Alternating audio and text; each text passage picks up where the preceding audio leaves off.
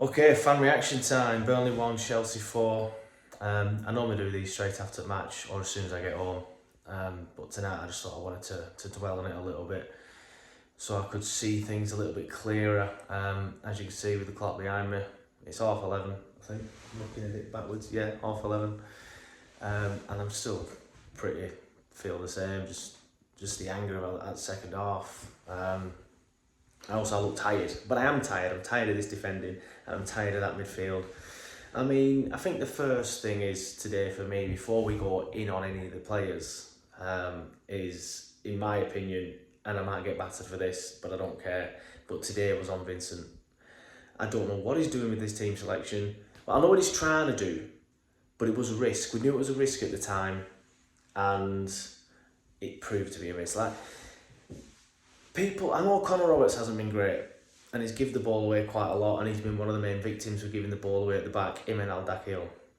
So I feel like Vincent brought Vitinho in with the thought process that he's better with the ball at his feet, and he hopefully wouldn't give the ball away as much. And he didn't give the ball away as much as Connor Roberts did, but what he did do is give Raheem Sterling the freedom of Turf Moor. Like, what was that defending all about? Like, he actually started the game, you know, when the team came out, and I'm like, oh, Vitinho, he's okay, but I don't think he's Premier League quality.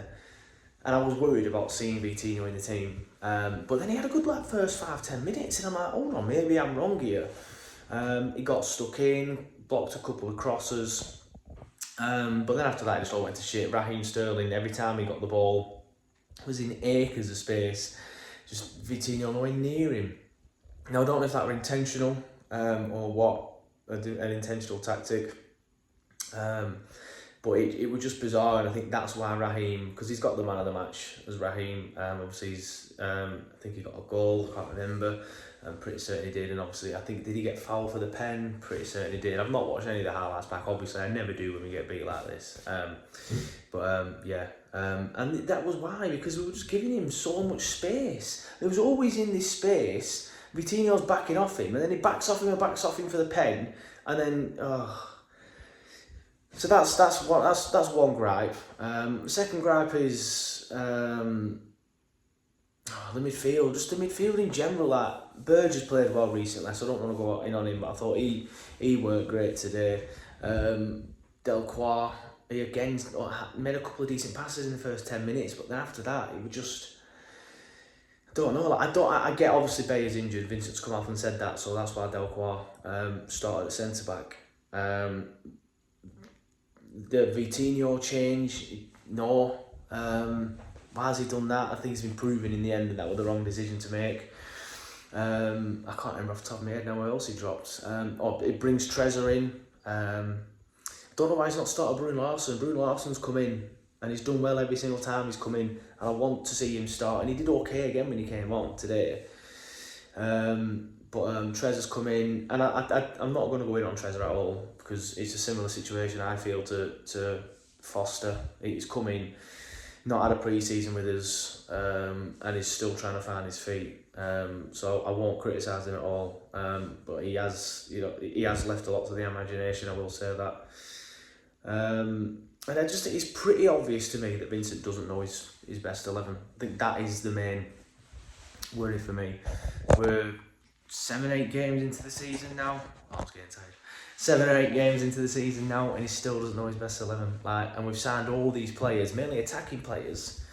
But yet we have this massive imbalance to the squad, because even though Charlie Taylor's done very well since he's come in, I'm not criticising him, I think he's one of the better players today.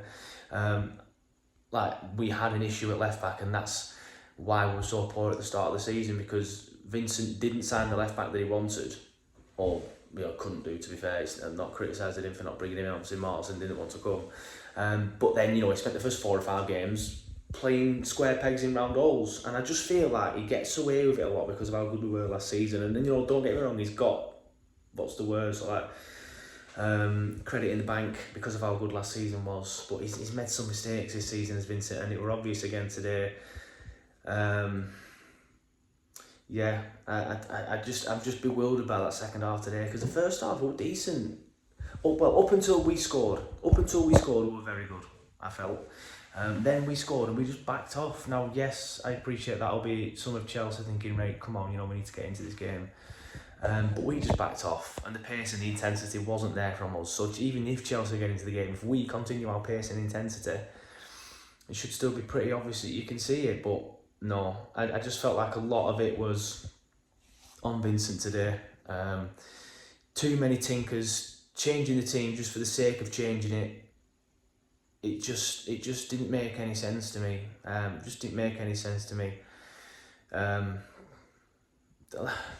I could see what he was trying to do, but it was a risk, and why take that risk there against these? I was in a car with a mate on the way to the turf, and as soon as the team come out, he was saying, "Nah, we'll get better today. That team's horrendous." I was like, maybe not. Obviously we did. But I just feel like he's getting a lot wrong at the minute, is Vincent, and it's a worry. Even his subs, sometimes they're reactive rather than proactive, and then they're the wrong subs. I don't know. I do try and stay positive. I've already said on Twitter, like, look, our season is defined on games that day, and it isn't. I'm not writing it off, as some people criticise me for doing on Twitter. I never said I'm writing the game off. I just said we're not going to get relegated in these sort of games. But somebody did make a good point that obviously if you don't pick up any bonus points, it puts more pressure on the games of the teams in and around you. But from what I've seen so far this season, I think we beat the majority of the teams in and around us. But we need to start playing better against these sort of teams.